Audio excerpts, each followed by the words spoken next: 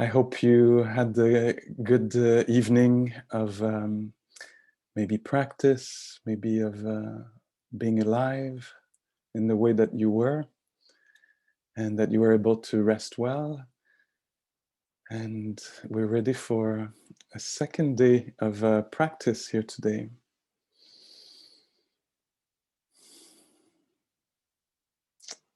Maybe I'd like to take a few moments this morning to talk about the practice a bit, and then we'll do just that, practice meditation.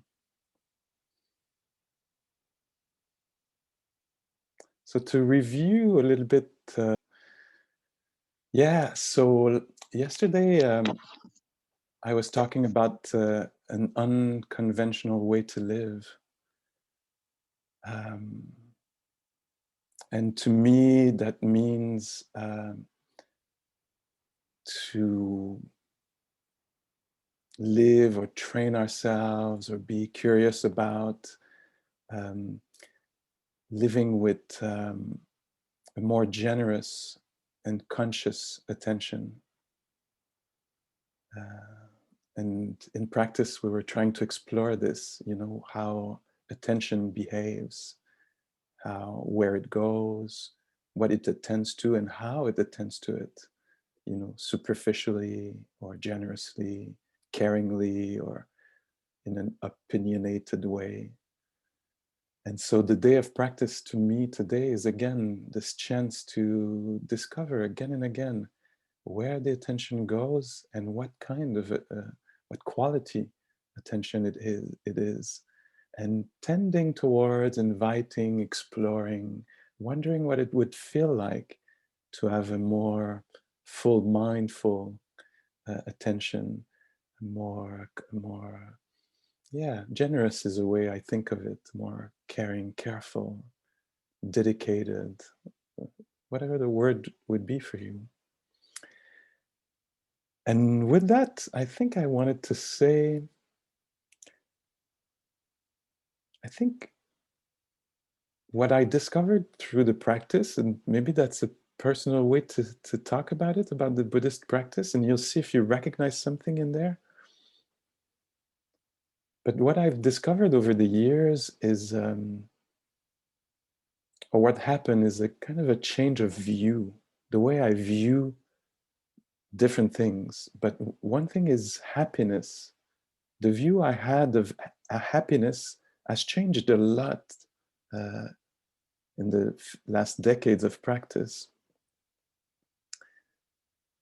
And I used to think that happiness was to have what I wanted, And I think I discovered very progressively that happiness might be something a little bit different in Buddhist terms, maybe. And I actually remember hearing Jack Kornfield talk about this one evening when I was on retreat. And I was stunned by the, how you say this in English, the statement. I was stunned by the statement, I'll put it this way, for lack of a better word. I can't remember exactly the words used, but he presented that idea that happiness was not to get what we wanted, but that it was how we were responding to what was happening. And I remember being stunned, intrigued, and in a way I could talk about practice in this way, like the progression of practice for me, the unfolding has been to actually, become more and more aware that, it's a good definition, a workable definition of happiness. And so it talks to me about the capacity to be with beauty, to be with, meaning and richness and pleasure, and the capacity to be with it and to let it go, let it go.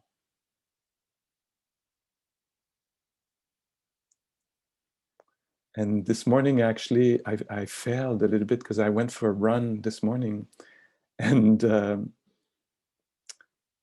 I told you yesterday there was a lot of snow falling in Montreal, and some of you were experiencing it, I know. So as I went for a run, something I had never experienced in Montreal was happening. it's about 0 degrees Celsius here. It's like just freezing. So the snow is really, really heavy and perfect snow for building a snowman. And so as I ran this morning, I saw hundreds of snowmen. Hundreds, I've never seen this. So I think I was a little bit clinging because I don't know if I can share a few pictures that I took here, because you were with me and I was like, oh, my friends, they're not seeing this. So I don't know if you can open these images. Just make a little sign if you can, one of you. No? I put them in the chat. Oh, that's sweet. Sorry, I should have told you they're in the chat. Or I'm putting them now in the chat. Can somebody see one of these pictures? Yes, Mary, you can. Okay. So anyway, the parks, I run through 2 different parks. And I mean, I just took a few pictures, but I think because of the confinement and everything that is going on, everybody went outside. In Parc Laurier, there was hundreds. I took pictures close by, but I couldn't really like take picture of a full view, like it was blurry and white, but as I was in a field of snowman. Anyway, so I just thought, as I was speaking about the capacity to be with beauty. Oh, can you share your screen? Oh, that's a challenge for me, but I'll try. I think I can. Yes, you have permission to share. Thank you, Linda. I'll just find the octopus that was close to my house. Voilà. Where is it? Here. Little octopus. As I was running. And yeah, if you were able to download some of the pictures, you saw all of the. There was a man here. I don't know how I could share this. Oh yeah. I didn't know it was going to go this way with sharing. I'm not that good at it. Something happened. I don't know where I am anymore. Arrêtez de partager. I'll just share a last one and we'll move on.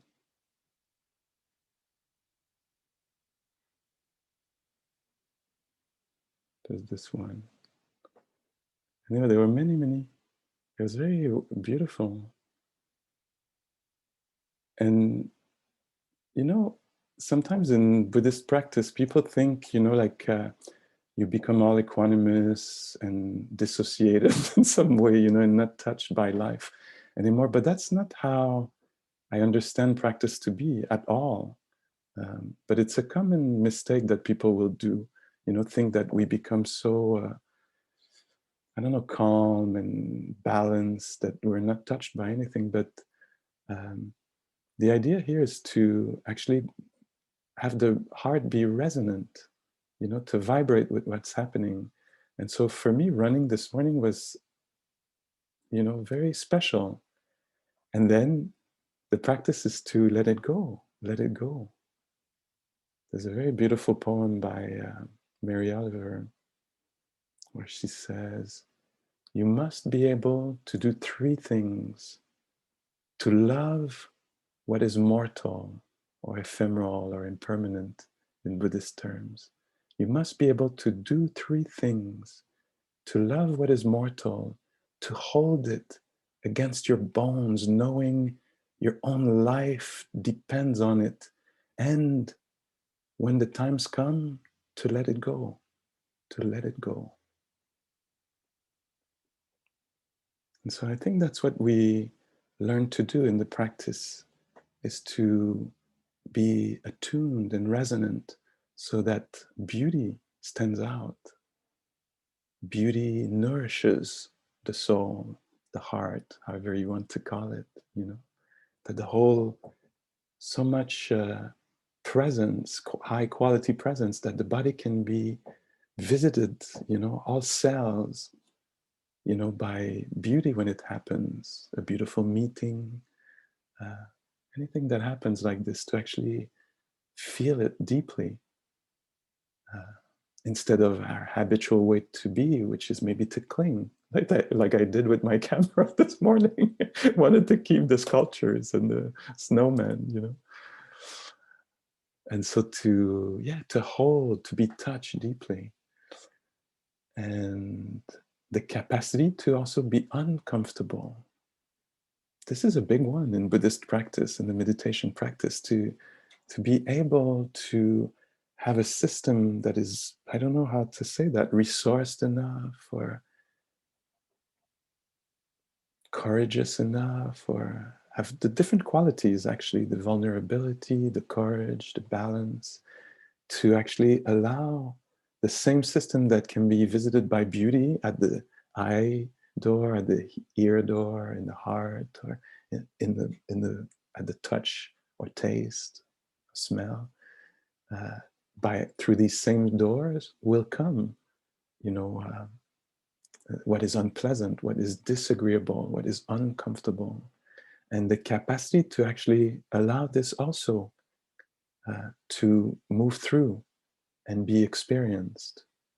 So today we have the chance to practice this, because there might be at moments, beauty that kind of points out, or I don't know how to say that, erupts, and there probably will be also disagreeable experiences, phenomena, and to see how it's possible to allow ourselves to be visited by these. It can be an uncomfortable conversation. It could be an uncomfortable sensation. Many different things will happen like this. And especially, I think, for me, learning to, be uncomfortable, be okay, allow the discomfort of uncertainty to be felt. Because I've noticed in me, and maybe in others also, that we can, become very agitated and have a lot of obsessive, compulsive thinking when there is uncertainty around. We'll plan and replan and plan again, and describe all the different ways it could unfold, and the practice has helped me consent. Consenting to feeling uncertainty instead of trying to bypass it or solve it. Oh, it's uncertain. We actually don't know what's going to happen in this situation or that situation, this relationship. And so ways that I bring heartfulness or mindfulness to these situations, for me, sometimes will be by asking a question like, can it be okay, Pascal, that it's unresolved, that it's uncertain? Can it be okay? And sometimes, it's an invitation. So sometimes I feel my mind goes like, oh, okay, just for now, just for now. And I can put this even in the question, can it be okay just for now, Pascal, that we don't know? And it's an invitation to actually step into not knowing, into uncertainty, and learn to be okay with this.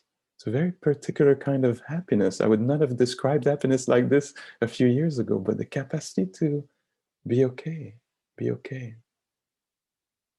with discomfort, with uncertainty. I think uncertainty is a big one, and powerlessness is a big one. when I don't have the power to change what I can change.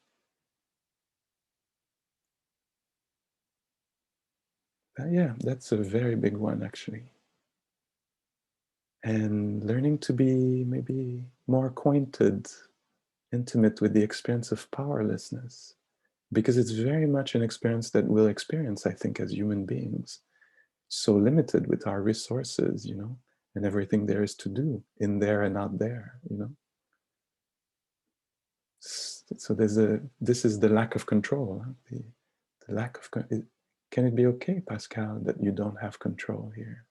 No. Could it be okay just for a moment? Okay. You know, and learning how to inhabit these regions of discomfort like this. And 10 years ago,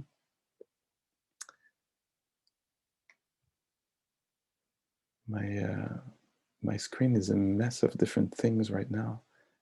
Can it be okay, Pascal? Yes. 10 years ago, I was at here in Montreal at the Festival of Zen Poetry. And there was one poet, Maxianne Berger, and she read two poems that they came to mind this morning as I was thinking of this. I think it's been a few years I haven't read them, but they came to mind. And we'll see how they land with you. I'll read them each twice. I can't remember how they're called in this style. They're not haikus, but something very close to haikus. Actually, they're very beautiful because Maxianne, she wrote them both in French and in English. The same poem exists in French. Should I read both ones? Or you don't care so much about the French version, maybe? I'll read it in English today. So it's very delicate, huh? We're entering into powerlessness, uncertainty, the uncomfortable. But I heard the poem as an invitation to actually see if it was possible to be, you know, in a precarious balance in life and be, you know, be vulnerable and be okay. And so the first one goes like this.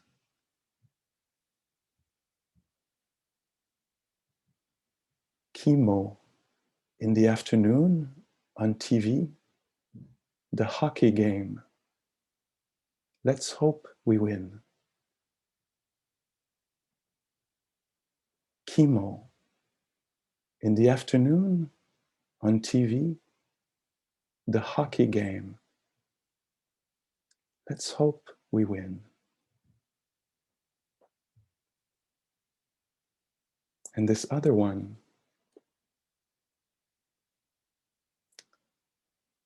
two women at their mother's bedside, silent grief still shared by sisters, long not on speaking terms.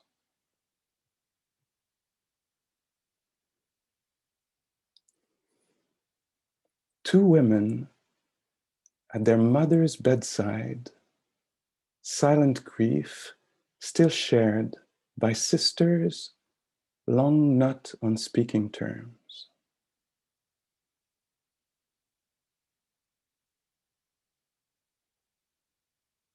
Can it be okay that it's like this just now? That it's like this, complex like this, unresolved like this? Can the system relax a little bit here? Allow consent to this being felt exactly like this, not responding or reacting with hatred, hating the situation, hating life, hating self, the other. This is how it is right now. Not easy, huh? Not easy.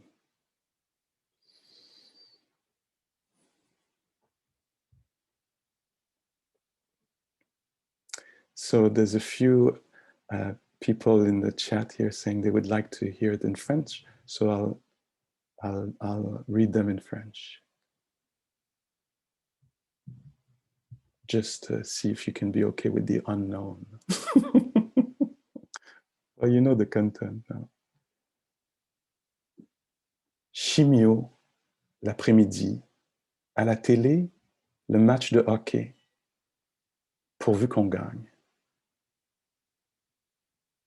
Chimio, l'après-midi, à la télé, le match de hockey, pourvu qu'on gagne. Deux femmes au chevet de leur mère, le chagrin silencieux partagé par des sœurs qui depuis longtemps ne se parlent plus.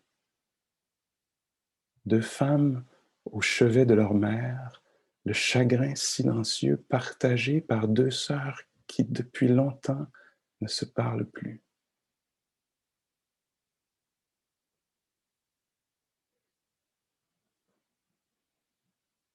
So the capacity to be with what is beautiful without clinging, fearing of losing, with the capacity to embrace, experience beauty, goodness, meaning, the capacity to be with discomfort, with the unknown, the uncontrollable.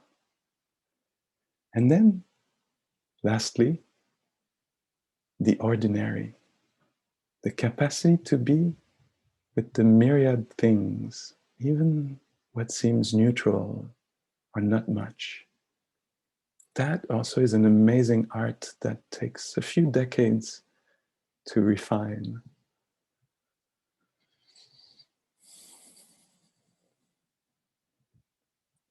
And so today we have the possibility, the opportunity to practice in this way, to be with what is beautiful and allow it to be felt, to be with what is difficult and allow it also to be felt and move through,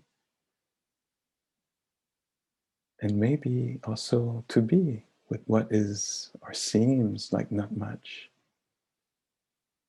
and allow it to be known also. Just a simple experience of the feet, where they are right now, of the breath.